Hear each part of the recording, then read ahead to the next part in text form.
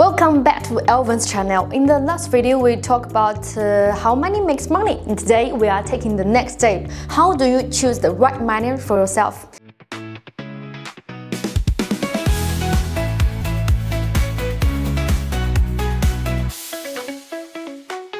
Before we begin, let me remind you of something important. Do you remember the 4 things you need to prepare for mining? Because choosing a machine is never the first step. The first step in mining is deciding what coin you want to mine. This part requires you to know the market rules, understand different coin backgrounds, look at long-term price behavior, and define your investment goal. Different coins mean different algorithms, different machines, and different risk levels. If you already understand the industry well, you can make this decision yourself. But if you don't have deep industry knowledge and you just want a simple, conservative choice, Bitcoin is usually the default option. Not because it's the most profitable short term, but because it's the most mature and predictable. Once you've decided what crypto reward you want to earn, now we can finally talk about machines. To make this simple, we'll look at mining machine from 2 angles: revenue and cost. Revenue is actually understanding hash rate. Let's start with what everyone cares about most. How much can one machine earn? That comes down to one number, hash rate.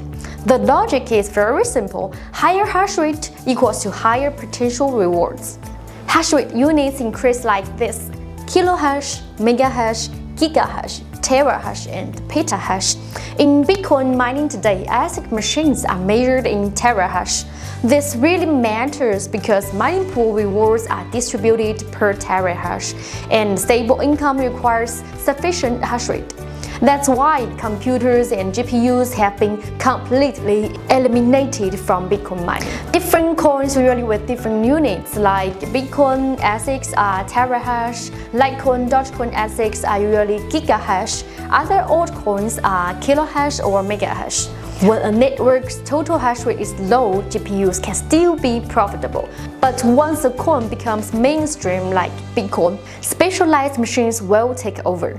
This is exactly why Bitcoin and Litecoin mining pushed out GPUs and computers. Now let's talk about the cost. The most important long-term factor. We will split cost into 2 types. Part 1, fixed cost. This includes machine's price and electricity consumption. About machine's price, a mining machine is still a product, so it has a production cost. What makes mining machines different from normal products is the market value fluctuation. And the biggest factor here is coin price. When coin price goes up, machine price goes up. When coin price goes down, machine price drops. In extreme cases, if a supplier doesn't need cash flow, it makes more sense to keep these miners mining than to sell machines at a loss. That's why many long-term miners believe buying machines during bear markets can be a good strategy. Then let's talk about the electricity cost. It comes from one key number, power consumption. For example, a 3,400 watt machine consumes 3.4 kilowatt multiplied 24 hours equals to 81.6 kilowatt per day. Once you know power consumption and your electricity price, you can calculate your daily mining cost. Combine this with the hash rate that you can estimate your Bitcoin production cost. Then simply compare it to the current market price of Bitcoin. At that point, you can decide whether this machine fits your investment strategy. And another part, additional cost, which means maintenance. For long-term mining, maintenance cost is usually minor. New machines always comes with manufacturer warranty, while used machines are cheaper and repair costs are manageable. Especially modern miners are much more reliable than before. But the second-hand market has many traps, so to remember, always work with professional, trustworthy sellers. If you have questions about this part, leave a moment, I'll explain it in detail. If you want to go one step deeper, there's one more factor to consider: cooling method. The main types are air cooling, water cooling, and oil immersion. About oil immersion, this one is rare due to cost and complexity, so we'll focus on air and water cooling. About air cooling, as cheaper, louder, higher wear over time. On the upper side, auto cooling is quieter, more efficient, and higher upfront cost. So the simple rule is, if your budget allows, auto cooling is usually the better choice.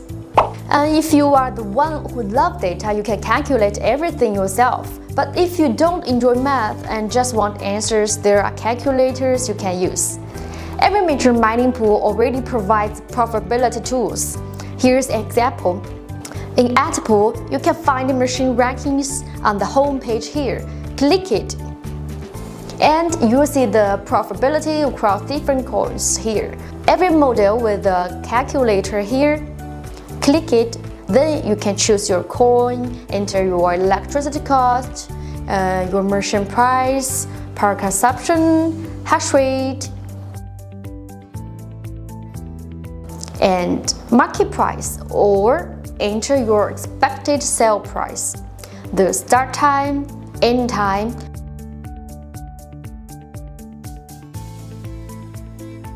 Click to start calculating. As you can see, then you can get daily income, total profit during mining time, and estimated payback period. Simple and practical. So to summarize, to choose the right mining machine, you need to understand what coin you want to mine, how hash rate affects revenue, how cost defines profitability, and how to use tools to make decisions. Mining is not about guessing, it's about matching machines to your cost structure and expectations. If this video helped you, subscribe and stay tuned. See you!